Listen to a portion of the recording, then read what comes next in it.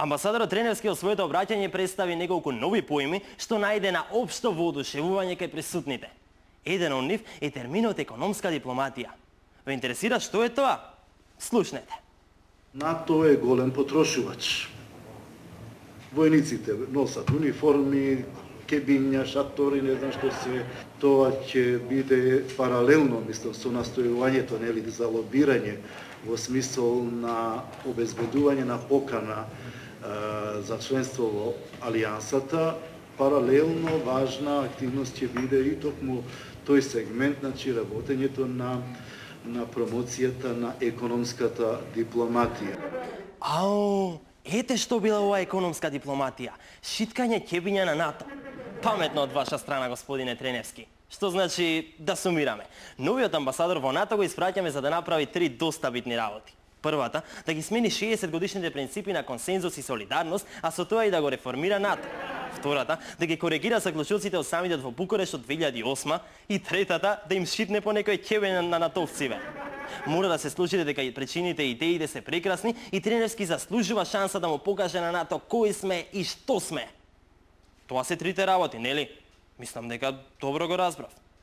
Од она што јас исконтактирав со него, можам да кажам дека тој ќе има деновиве други интервјуа во кои што ќе ги дообјасни работите, се чини дека има едно недоразбирање, односно можеби несоодветен вокабулар во неговото извагање, тој смета дека не е добро разбран или можеби не се изразил најдобро, но ми кажа дека деновиве ќе има јавни интервјуа за некои медиуми и дека ќе си ги дообјасни своите ставови. Во секој случај стратешка цел на владата е членството во НАТО.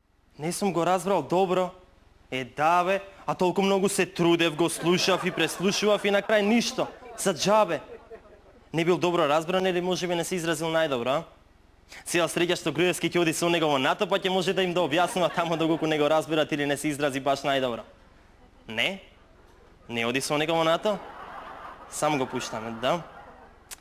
Ау...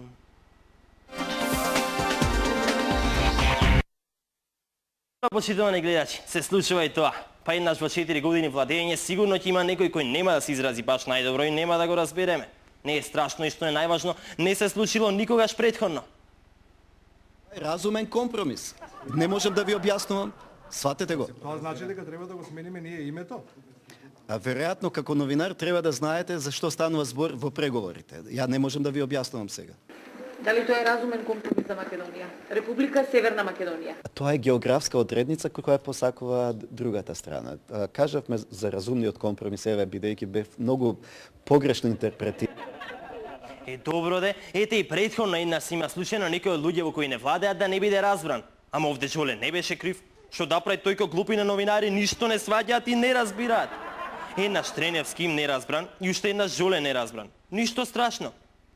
Грција ќе излезат со многу аргументи, а како што слушам многу ќе бидат од наши новинари што давале изјави, што ширеле спекулации и што давале погрешни информации кои грчката страна ги користи дека се во нивна корист. Председателот на државата повторно погрешно разбран, откако вчера изјави дека македонските новинари со своите текстови ќе бидат дел од одбраната на Грција пред меѓународниот суд на правдата во Хаг, неговиот кабинет денеска да објаснува. Председателот немал намера никого да прозива, ниту обвинува. Чоле бе, уште еднаш? Како да те правдам сега? Почитувани гледачи, повторно Жоле не беше крив. Тој само ја говореше вистината за македонските глупи новинари, ама вистината боли, па тие намерно погрешно го разбраа. Точно така. Се случува еднаш да не бидеш разбран, па втор пат да не бидеш разбран, ама тоа му се случи само на Треневски сега и на Жоле тогаш. И на никој друг од луѓето што не владеат. Министерот за здравство на средба со новинарите најави дека во новиот центар кој ќе биде даден на јавно-приватно партнерство ќе бидат префрлени 80 пациенти од воената и 20 од струга. Денеска рече дека погрешно бил разбран. Беше погрешно пренесено дека ќе се затвори центарот во воена болница и дека пациентите ќе се префрлат овде. Значи ова е 4 центар. Јас мислам дека имаме сериозен проблем со глупите новинари и уште поглупите луѓе кои живеат во оваа држава. Ништо не разбираат, бре. Ти им кажуваш едно, тие да сваќаат друго, па после мора да се правдаш дека не си бил добро разбран. Дајте нови луѓе, овие не чинат. Сам да си барам, а? Па и ќе си барам. Ај чао, замина во потрага по нови луѓе.